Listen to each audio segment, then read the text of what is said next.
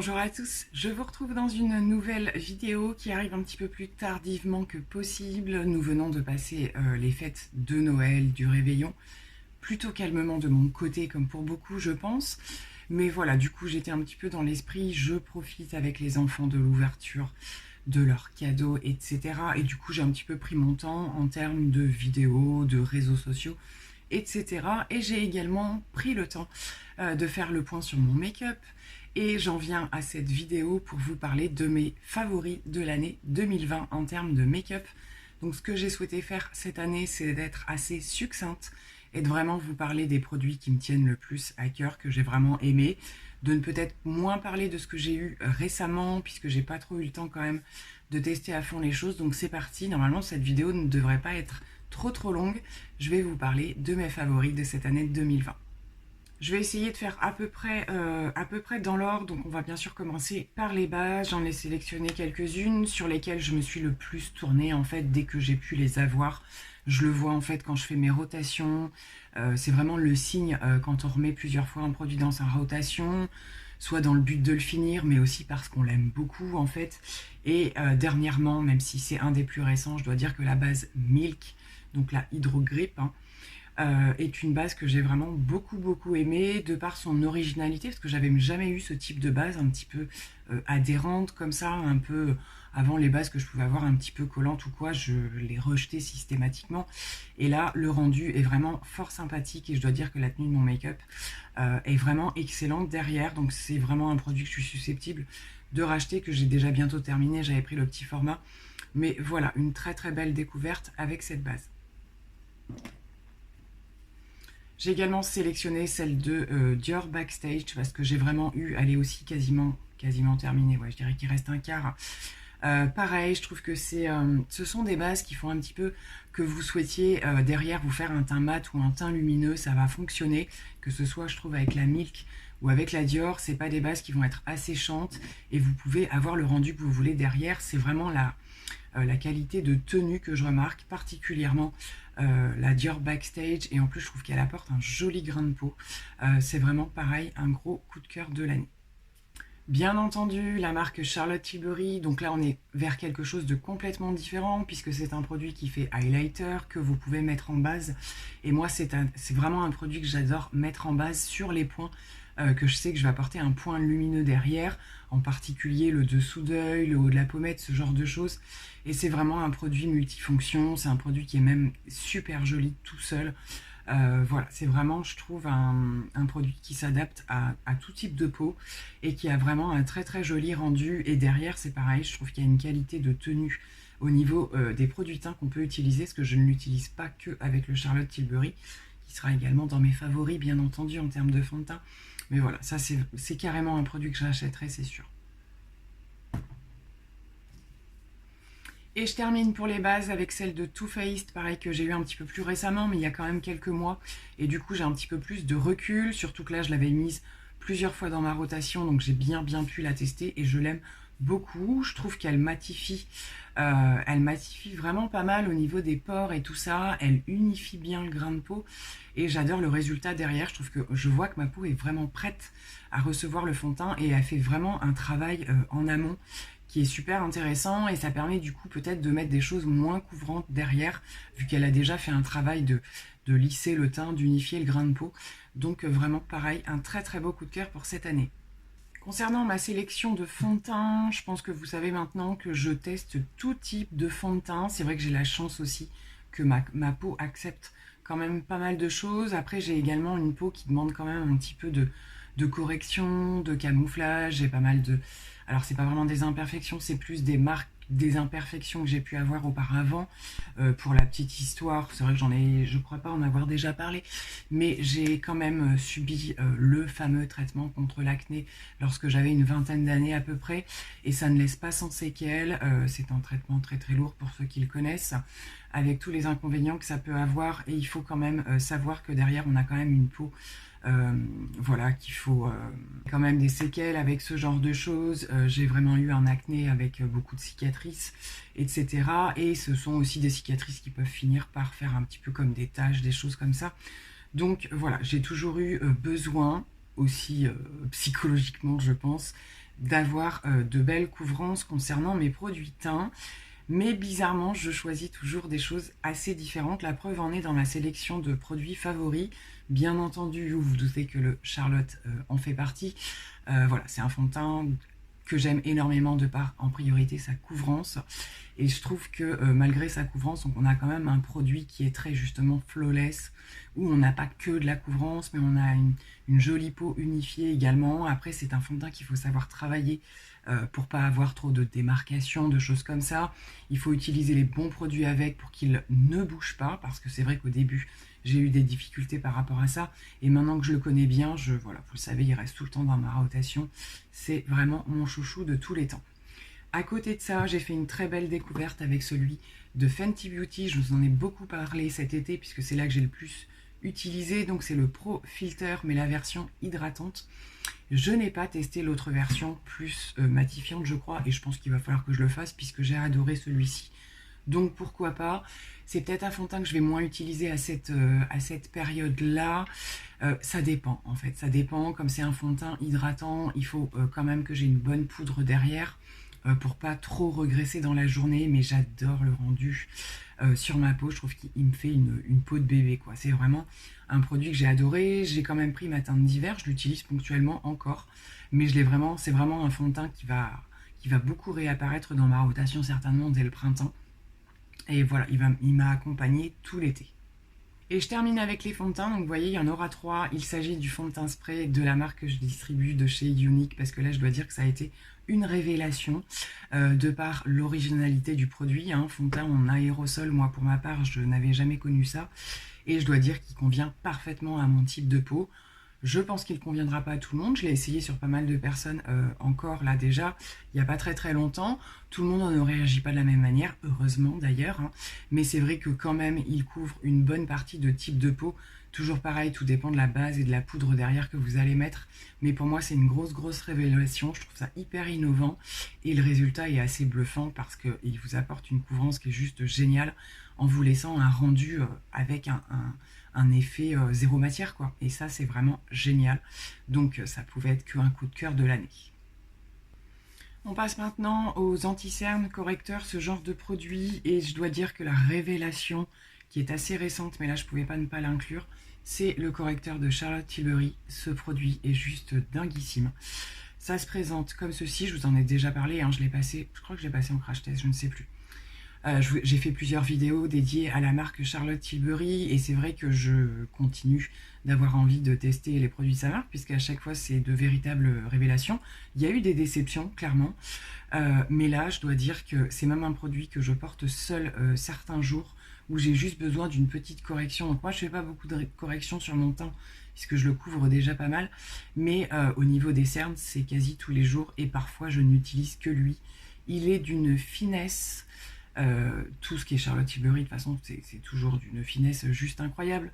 Mais il vous apporte quand même une correction qui est super intéressante et le résultat est naturel en fait. Et ça, c'est juste génial, contrairement à certains anti-cernes qui peuvent être tout de suite très marquants. On a vraiment là un produit qui est juste canon, donc gros coup de cœur.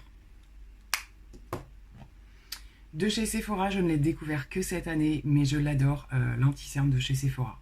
De la gamme classique, voilà, il ne fait pas énormément parler de lui, mais je trouve qu'il est franchement sans sas.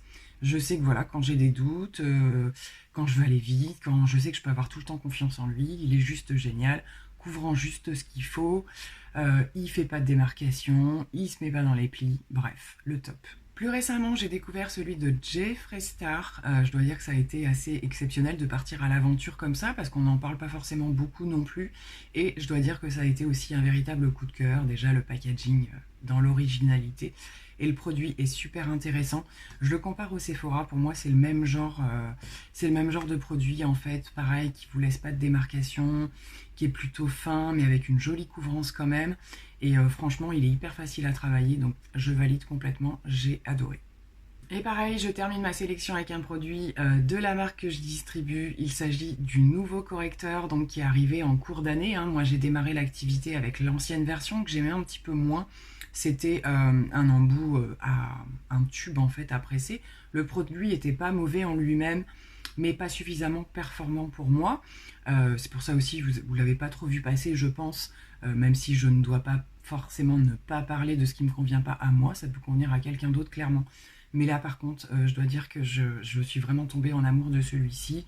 Donc ils nous ont fait un packaging comme tout le monde a fait cette année, je crois. Hein, voilà, les espèces de gros embouts dont finalement on se sert pas tant que ça, parce que souvent la plupart, enfin moi j'aplatis un petit peu quand vraiment je veux corriger mon cerne avec la grosseur de la tête, mais dans l'ensemble on l'utilise quand même pour déposer la matière, surtout l'embout, mais j'adore ce truc. C'est un des seuls que je pense avoir qui a un côté un petit peu lumineux. J'étais pas trop attirée par ce genre de produit. Je cherchais plutôt à cacher, voilà, en restant dans un effet quand même assez naturel. Et là, le petit coup d'éclat qu'il apporte en plus, c'est quelque chose que j'avais pas dans d'autres produits. Et j'ai adoré. Franchement, j'adore. Il se travaille super bien. C'est un produit qu'il faut pas mettre en grosse quantité, un peu dans la lignée des Shape Tape, du Too Faced, etc. Sur lequel, à la base, moi, je suis un petit peu moins fan, même si le Too Faced, je l'ai beaucoup utilisé. Je suis maintenant passée à d'autres produits. Hein, je l'utilise encore, mais je suis passée à d'autres choses. Et je dois dire que c'est cet entre-deux, en fait, qui est plutôt sympa et qui vraiment vous réveille le dessous d'œil, en fait, tout simplement. Donc, favori. Concernant les poudres de teint, j'ai décidé, vous allez vous dire c'est pas possible, je n'ai sélectionné qu'un seul produit.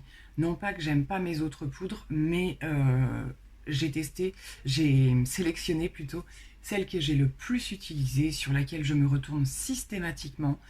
Voilà, il y a d'autres choses que je suis en train de tester, que j'ai déjà testé, que j'ai aimé. Et là, j'ai choisi la Fenty. Pareil, hein, je pense que je vous en ai régulièrement parlé tout au long de l'année, mais c'est pour moi la poudre dans sa perfection en fait, où vraiment elle m'apporte ce que je demande, c'est-à-dire qu'elle vous apporte une finition, voilà, vraiment ça termine de tout flouter au niveau de ce que j'ai pu faire auparavant, ça matifie suffisamment mais pas trop sans vous faire un effet cakey ou quoi que ce soit, et elle fait tenir juste de manière dinguissime le maquillage. J'adore, c'est pas une poudre forcément extrêmement fine, mais elle est hyper malléable et j'adore le résultat. Et donc je me suis dit, vraiment c'est sur celle-là que je me suis retournée le plus cette année. Il y en a eu d'autres, hein, clairement, mais j'attends d'avoir plus de recul dessus pour sélectionner d'autres favoris. La Fenty, c'est le top. Alors j'ai malgré tout sélectionné une poudre compacte quand même, vu que j'en avais sélectionné qu'une et que je ne pouvais pas ne pas mettre celle-là. Il s'agit de celle de Charlotte Tilbury également, donc la Airbrush Flawless Finish. Ce qu'on lui reproche à cette poudre, c'est que comme vous le voyez, elle se termine quand même assez rapidement. Il n'y a pas beaucoup de produits dans cette poudre. C'est vrai que quelque part, ça fait plaisir. Ça veut aussi dire qu'on l'utilise pas même, mais quand même. Je dois dire que c'est vrai que, voilà, comme c'est des produits assez onéreux quand même, voilà. Je vais la racheter, c'est certain. Je l'ai adorée. Je l'adore. Je n'arrive pas à m'en passer. Je trouve que quand j'ai mis une autre poudre, je peux presque, à part la Fenty, hein, mais je peux presque ne pas m'empêcher d'en mettre un dernier coup en fait de celle-ci, tellement elle est poudre de finition quoi. Elle vous termine un make-up mais comme jamais. C'est d'une finesse incroyable, c'est-à-dire que ça ne vous rajoute pas une couche de matière. Je surkiffe ce produit, mais c'est Charlotte Tilbury, de toute façon je crois que voilà, il n'y a pas photo, même si comme je vous le dis, il y a quand même des flops pour moi. Ce que j'adore, j'adore quoi. On va passer à une petite sélection de blush, bronzer. Il n'y a pas énormément de choses. Je suis un petit peu toujours à la recherche de certains produits, en particulier des blushs mat. J'ai beaucoup de mal, mais j'ai encore plein d'idées en tête sur lesquelles voilà, je suis à une période où j'ai envie de plus de choses mat. Et je cherche un blush mat un petit peu, vous savez, quelque chose d'un petit peu plus foncé en apparence. Mais qui serait pas non plus, voilà, je veux pas avoir une tête de poupée. Et j'ai du mal à trouver ce type de produit. J'ai quelques marques en tête, donc affaire à suivre. Mais c'est vrai qu'un beau blush mat pour cet hiver, dans des teintes, je suis très attirée vers les choses un petit peu qui en apparence font prune ou des choses comme ça et qui donnent une tonalité un petit peu différente. Il en existe un dans la marque que je distribue, donc il va falloir que je me le prenne et je vous en ferai un retour. C'est pas encore le cas, donc pour l'instant je continue avec les produits que j'ai achetés cette année et il y a eu clairement des favoris. Entre autres, j'ai fait une sélection parce que je les ai tous bien aimés dans l'ensemble, particulièrement le Dior Backstage, la gamme Backstage. Il y a eu quand même de très bons produits, d'autres moins bons, mais de bons produits. Ce blush est juste magnifique. Vous verrez prochainement dans ma rotation make-up, il y a des produits qui vont être un peu en répétition, puisqu'il y en a qui vont revenir pour ce début 2021. Mais voilà, cette teinte, donc il y avait une autre teinte qui était sortie, pourquoi pas, à un moment donné, au moment des soldes, je ne sais pas, on verra bien. Là, j'ai la teinte Coral qui apparaît très très orange dans son packaging et qui en fait ne l'est pas tant que ça. Et ça passe partout, c'est super joli. En revenant sur les bronzers, j'ai bien sûr sélectionné le Contour Wand de Charlotte Tilbury que j'ai en teinte light normalement. Oui, c'est la teinte light medium. Ce produit est juste génial et ce que j'adore au niveau des résultats, c'est qu'on est sur des teintes, et il va falloir que je m'y penche un petit peu plus, mais on est sur des teintes un petit peu plus à la limite du froid. Et ça me plaît vachement en fait. Et je pense que du coup, en termes de bronzer, j'ai encore plein de tests à faire. Je pense en particulier à certains de chez Fenty qu'elle a pu sortir. Voilà, il faut que je teste un petit peu ces bronzers qui ont des sous-tons un petit peu froids. J'adore ça en fait, même si j'adore changer aussi. Là, c'est une pépite, ça se travaille à merveille. Ça s'estompe avec n'importe quel pinceau. Vous n'avez même pas besoin d'être équipé de trucs high-tech ou quoi que ce soit. Ces produits sont juste géniaux, en particulier le bronzer pour faire du contouring. C'est juste génial. J'ai également sélectionné le bronzer qu'a sorti Charlotte Tilbury, que j'avais pris donc en teinte 1 qui est très très claire mais qui me convient. Pardon, je perds ma voix. Très bien à cette saison. Je suis toujours en réflexion de voir pour une autre teinte un petit peu plus costaud. La seule chose, enfin costaud entre guillemets, hein, la seule chose c'est que les autres teintes me paraissent toutes chaudes. Et j'ai largement suffisamment de bronzer chaud comme ça. Donc voilà, je m'orienterai peut-être vers une autre marque ou quoi. Mais c'est vrai que prendre une teinte un peu plus foncée, ce serait partir vers du chaud et c'est pas forcément ce que je veux. Donc pour le coup, celui-là, il n'y a pas de souci, je l'adore. Toujours chez Charlotte Tilbury, je ne pouvais pas mettre cette petite mignonnerie que j'ai depuis peu, mais que j'ai déjà énormément testé. On voit déjà presque plus les dessins. Et pour le coup, ce bronzer correspond un petit peu plus à ce que je recherche. On n'est pas vers du complètement froid, mais ça y tire un petit peu. Et c'est magnifique, c'est juste trop trop beau. La finesse des poudres, toujours l'highlighter, c'est pareil. Hein. J'ai sélectionné l'highlighter parce que je trouve qu'il convient, il est modulable et il peut très bien convenir à quelqu'un qui n'en met pas beaucoup, qui veut juste un petit effet. Et en le modulant, vous pouvez avoir quelque chose de plus costaud. C'est juste superbe. Cette palette est vraiment... elle restera dans mes favoris un certain temps, je pense. Un gros coup de cœur pour un blush de ma marque. Il s'agit de la teinte Supple, qui est un pêche gold.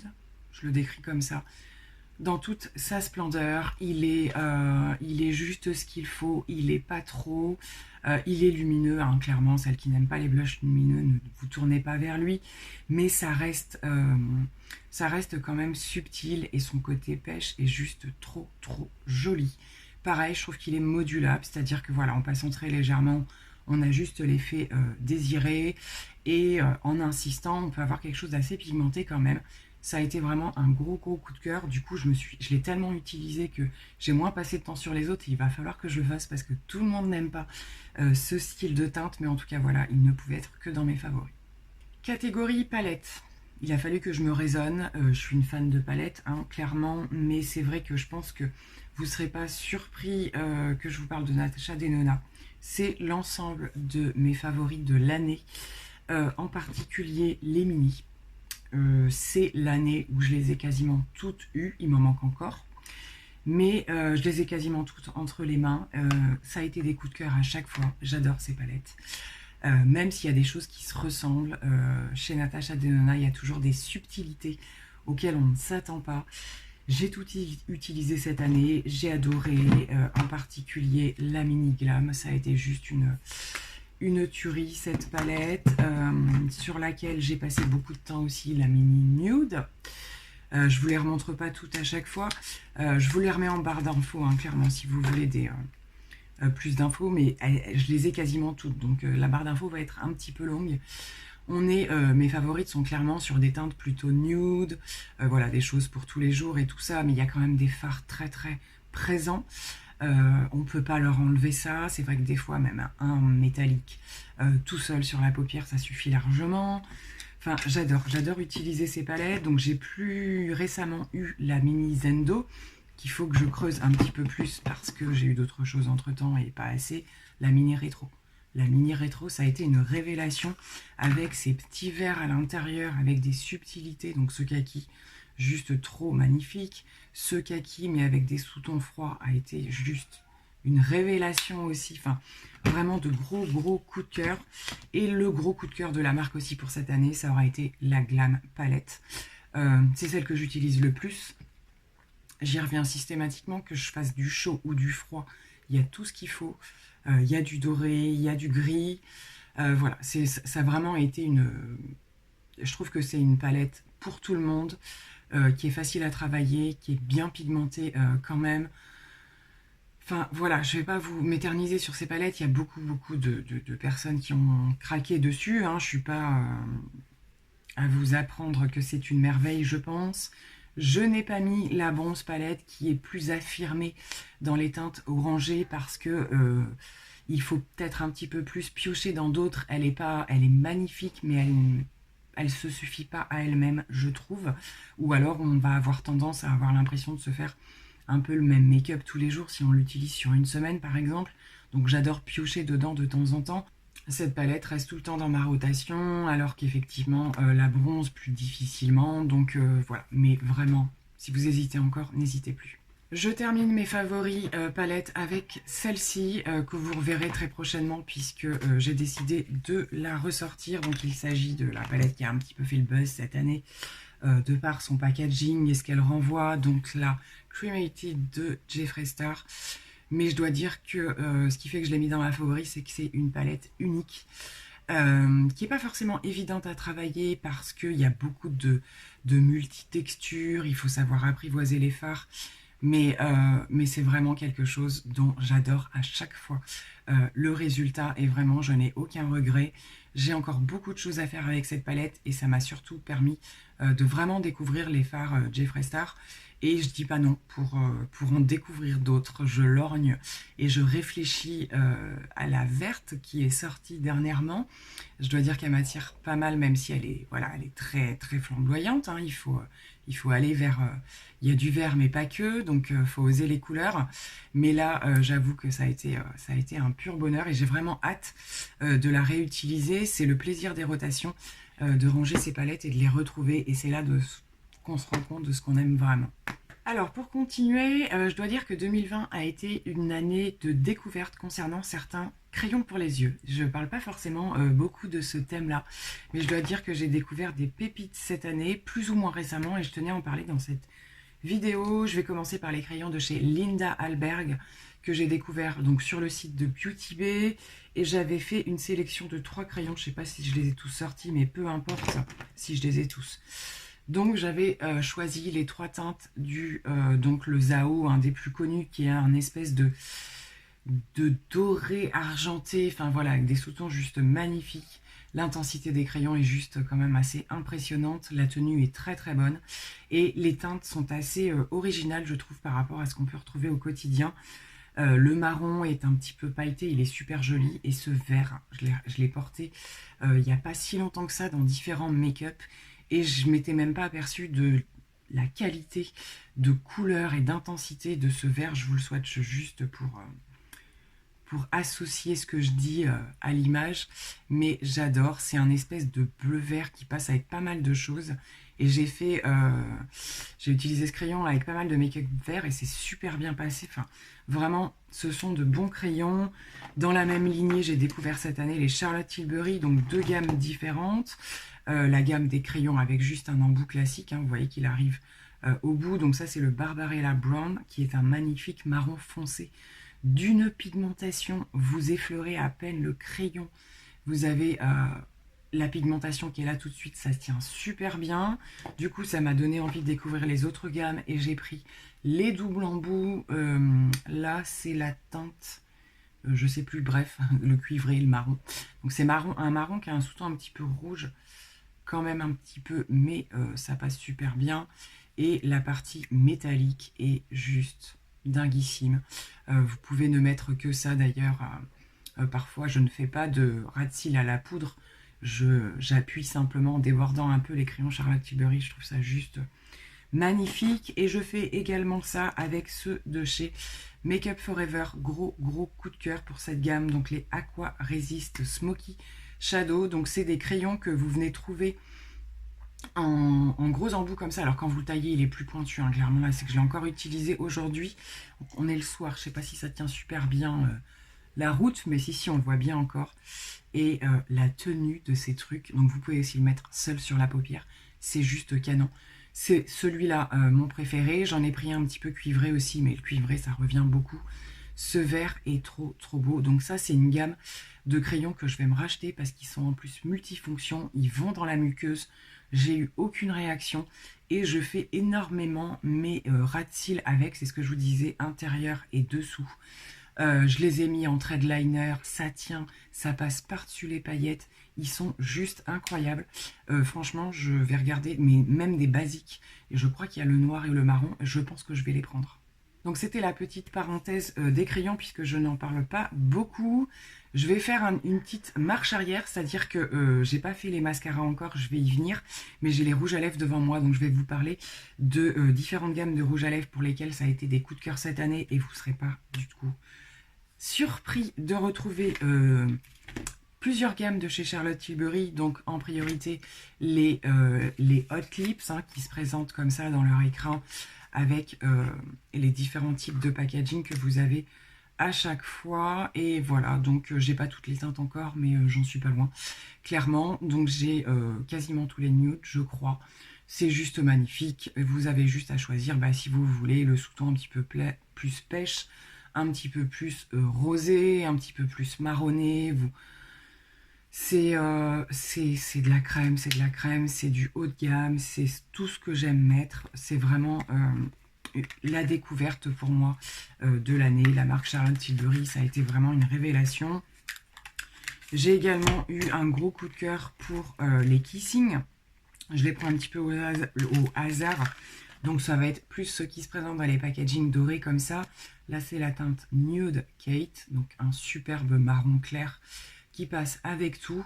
Donc pareil, je dirais que les plus crémeux lumineux, ce seraient les Hot Lips. Donc attention, vous avez les 1, la série 1 et la série 2. Et dans les Kissing, pareil, vous êtes sur du crémeux, mais peut-être avec un petit peu moins de luminosité. Un peu plus dans le rouge à lèvres bâton crémeux classique. Mais même si c'est du rouge à lèvres bâton, c'est d'une pigmentation folle, c'est d'une très bonne tenue. Les couleurs sont juste dingues. Voilà, vous l'aurez compris, je suis complètement fan. Et dernièrement, j'avais repris une petite sélection. Donc, comme je vous ai dit, je ne vous les montre pas tous. J'en avais swatché pas mal dans une vidéo Full Face Charlotte Tilbury. Donc, je crois que j'ai autant de Kissing que de Hot Lips. Et j'avais pris plus dernièrement la petite sélection. Vous en avez, je crois, un de chaque à l'intérieur. Et il y a dedans la gamme des mat Révolution. Donc là où on est sur des teintes plus mat, donc en particulier le Pillow Talk que tout le monde connaît. Donc on reste quand même vers quelque chose de toujours très agréable, très crémeux, mais plus mat, voilà, comme vous pouvez le voir. Donc très belle pigmentation aussi, ils sentent super bon. Voilà, ma préférence va plutôt vers les Hot Lips et Kissing que vers les autres, mais je les aime quand même clairement. Et là, le petit coffret de sélection, c'était idéal pour tester quelques teintes supplémentaires. Ensuite, je passe sur des rouges à lèvres dont je vous ai énormément parlé cet été. Ce sont ceux-ci de chez Fenty Beauty, qui sont donc des espèces de rouge à lèvres un petit peu glossy. J'ai plus de place pour les swatchs que j'ai porté clairement tout l'été, qui sont juste magnifiques. Donc un petit peu plus en transparence, mais quand même avec une belle opacité et un rendu super joli. Vous avez quand même des teintes assez différentes et j'ai trouvé ça génial à porter tout l'été. Donc là j'en ai sorti 2, mais j'en ai 3 ou 4, je ne sais plus. Là j'en avais pris un petit peu plus, ça doit être le cookie, je sais plus quoi, un peu plus marronné. Donc voilà, c'est pareil, c'est plus des choses que je vais porter forcément au beau jour. Voilà, j'avais également pris cette teinte corail que j'ai énormément porté cet été. Je vous en ai pas mal parlé. J'ai vraiment adoré.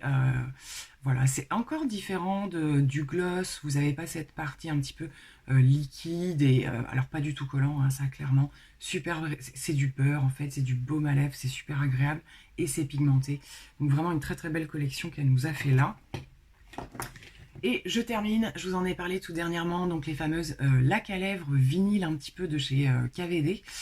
Je vous avais dit que j'avais donc 2 teintes, là j'en ai sorti qu'une aussi, c'est juste pour vous remontrer un petit peu la texture, donc c'est très très très très opaque, très pigmenté, bien lumineux. Hop, il est là, c'est pas le meilleur endroit pour les swatchs, j'adore, c'est ma teinte préférée, donc la Blossom, toujours un nude dans toute sa splendeur. J'ai une teinte un petit peu plus intense. La seule chose que je lui reproche, c'est que pour moi, il n'y a pas assez de teintes dans cette collection. J'aurais aimé qu'ils en fassent un petit peu plus, mais les teintes qu'il reste m'intéressent quand même. En particulier, il y en a un petit peu rouge corail aussi. J'adore, j'adore. C'est super joli, ça s'estompe plutôt proprement. C'est super confortable pour une laque à lèvres. Donc pareil, pour moi, ça a été un coup de cœur de l'année. Concernant les mascaras, pas énormément de choses je trouve cette année. J'ai eu aussi beaucoup de déceptions, mais là c'est un nouveau, mais j'ai adoré utiliser le Marc Jacobs. Donc il s'agit du Velvet Noir Major Volume. Donc j'ai eu la version précédente, et là c'est un petit format que j'avais eu. Du coup que je commence à entamer. J'ai adoré ce mascara, c'était vraiment un excellent produit. Bien entendu, l'année 2020 a été, comme je vous le disais, l'année du début de mon activité, et j'ai découvert les mascaras de chez Younique, et en particulier le 4D que j'aime énormément, qui est donc un mascara volumisant avec un apport de fibres en fait, donc avec une grosse bosse. Celui-ci est terminé, il faut que j'en ouvre un autre. Vraiment, ça a été une révélation, ce mascara. Il y en a d'autres dans d'autres marques qui sont excellents aussi, mais je dois dire que celui-ci a été vraiment une vraie pépite. J'ai redécouvert des make-up simples en fait, où on met beaucoup en avant les cils, des choses comme ça, avec ce type de mascara. Donc voilà, gros coup de cœur. Et j'ai également eu un coup de cœur pour le dernier qui est sorti avec son double embout. Donc on a un résultat complètement différent, mais j'aime bien associer des mascaras avec des résultats différents quand je fais des make-up différents, dans le sens où quand on charge un petit peu plus les yeux, ben on cherche pas forcément le même résultat au niveau de ses cils, quand on fait juste un trait de liner, etc.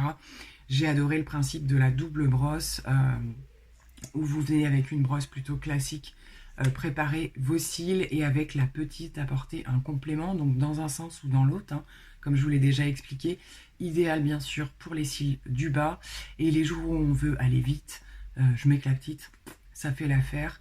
La petite a une qualité, c'est qu'elle recourbe hyper bien, je trouve, les cils, et bien entendu elle vient permettre d'en chercher certains qu'on ne croirait pas exister en fait, qui étaient bien cachés. Donc j'avoue que là sur la marque, vraiment deux gros coups de cœur, et je suis ravie de pouvoir proposer surtout des choses adaptées aux besoins des personnes en fait, parce qu'on n'a pas tous les mêmes cils justement. Et je termine bizarrement avec le Charlotte Tilbury. Donc le Push-Up Lashes, qui a fait beaucoup parler de lui parce qu'il a ce problème de transfert. Donc moi, comme je vous l'ai dit, j'ai effectivement eu ces soucis, je ne les ai pas à chaque fois. Je sais maintenant un petit peu mieux comment l'utiliser. Je l'adore. Le seul inconvénient, c'est que je ne peux pas l'utiliser sur mes cils du bas. La plupart du temps, je prends le Younique avec la petite brosse et je fais mes cils du bas avec. Mais voilà, donc j'ai appris à l'apprivoiser, je le laisse bien sécher correctement maintenant et tout ça. Je n'ai quasi plus... La dernière fois où j'ai eu un problème de transfert, c'est une journée où j'ai beaucoup porté le masque. Et donc voilà, j'avais énormément dégagé d'humidité, on va dire. C'est le problème aussi, parce que je trouve que les masques, le problème aussi, c'est qu'ils vous renvoient une humidité au niveau des yeux à laquelle on n'est pas habitué. Et pour certains mascaras, c'est pas l'idéal, ceux qui sont pas waterproof en particulier. Il en fait partie. Moi je suis pas une personne qui porte énormément sur des grandes durées, donc quand je sais que je vais devoir le porter, je ne le mets pas, parce qu'effectivement il aime pas du tout l'humidité. Mais après je trouve qu'il me fait des super cils quoi. J'adore la façon dont effectivement on vient plaquer la brosse et il vous fait un démarrage de cils bien noir. La brosse est super agréable à travailler. J'adore le résultat, voilà, ça s'explique pas, c'est comme ça, donc je l'ai quand même mis dans mes favoris. Je reviens dans le bon sens des choses et je termine cette vidéo par les sprays fixateurs et 3 énormes découvertes cette année et vraiment coup de cœur. Le premier, c'est Urban Decay, le All Nighter Ultra Matte.